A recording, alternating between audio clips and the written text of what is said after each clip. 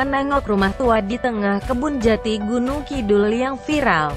Satu rumah tua di Padukuhan Pati, Kelurahan Genjahan, Kapanewon Ponjong, Kabupaten Gunung Kidul menjadi perbincangan di media sosial, medsos. Rumah dengan arsitektur lawas yang berada di tengah kebun jati itu tampak terbengkalai. Salah satu akun Instagram yang mengunggah foto rumah tersebut yakni @cerita_gunung_kidul.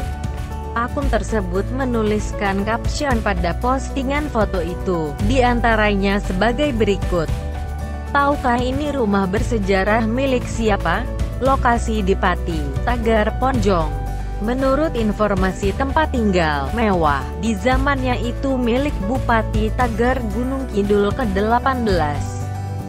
Sangat sinematik, beberapa sumber mencoba menengok rumah tua tersebut. Berjarak sekitar 12 km dari pusat kota Wonosari, rumah tersebut berada di pinggir jalan kampung yang sudah beraspal. Namun, untuk mendekati rumah itu, perlu berjalan beberapa meter melalui perkebunan jati. Dari pantauan, rumah itu memiliki fasad yang unik dan kental dengan nuansa zaman kemerdekaan. Bercat krem, rumah tersebut memiliki banyak jendela dengan model lawasan. Selain itu, tampak dinding luar rumah yang terbuat dari kayu, namun kondisinya ada yang jebol. Rumah tersebut berada di tengah lahan yang ditanami pohon jati.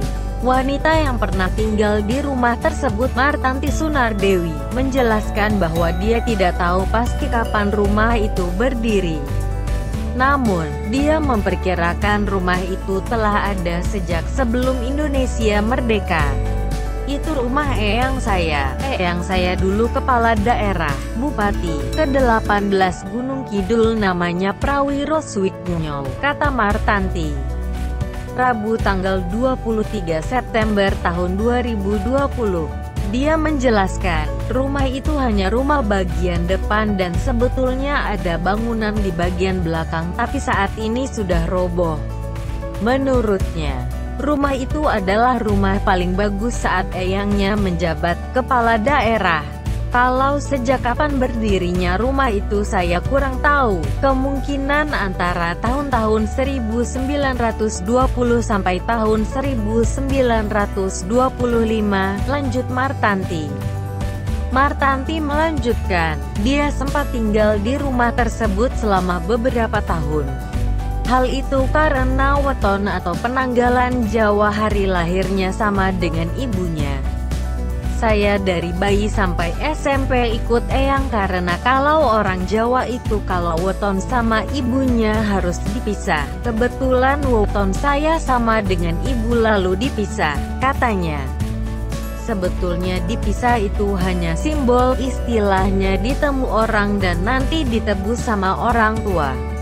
Tapi karena yang ambil eyang saya sendiri jadi tidak boleh diambil karena sudah terlanjur senang dapat momongan ibunya. Selesai menempuh studi SMP pada tahun 1974, Martanti pindah ke Malang, Jawa Timur, di mana saat itu eyangnya juga ikut berpindah tempat tinggal ke Malang.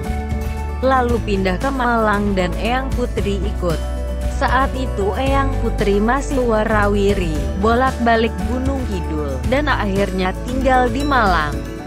Terus ada yang jaga tapi akhirnya yang jaga ikut keluarganya dan mulai kosong 10 tahun yang lalu, ujarnya.